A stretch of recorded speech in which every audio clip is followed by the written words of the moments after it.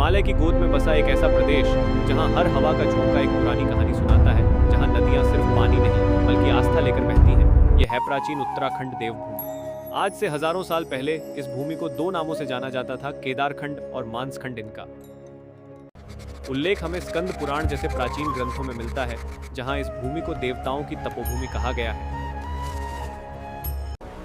कहा जाता है यहीं पर राजा भगीरथ ने कठोर तपस्या की थी अपने पूर्वजों की आत्मा की मुक्ति के लिए।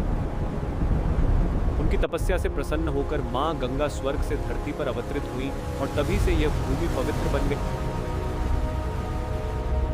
महाभारत की कहानी भी इस धरती से जुड़ी है। युद्ध के बाद पांडव अपने पापों का प्रायश्चित करने निकले और उन्होंने अपने अंतिम सफर की शुरुआत इसी उत्तराखंड से की स्वर्गारोहिणी पर्वत की ओर, जहां से उन्होंने स्वर्ग जाने का मार्ग चुना।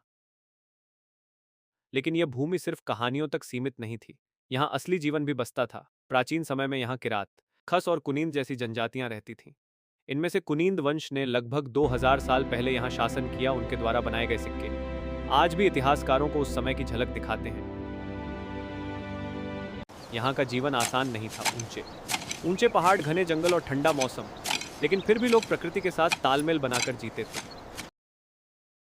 खेती करते थे, पशुपालन करते थे और जंगलों से अपनी जरूरतें पूरी करते थे। सबसे खास बात थी यहाँ की आध्यात्मिक शक्ति। ऋषि मुनि दूर दूर से यहाँ आते थे ध्यान और तपस्या करने के लिए। घने जंगलों में, गुफाओं में वे वर्षों तक ओम भूर्भुवस्वः तत्सवितुर्वरेण्यं भर्गो देवस्य धीमहि धियो यो नः प्रचोदयात्। यही कारण है कि आज भी उत्तराखंड को देवभूमि कहा जाता है। एक ऐसी जगह है जहाँ हर कदम पर आपको एक नई कहानी मिलती है।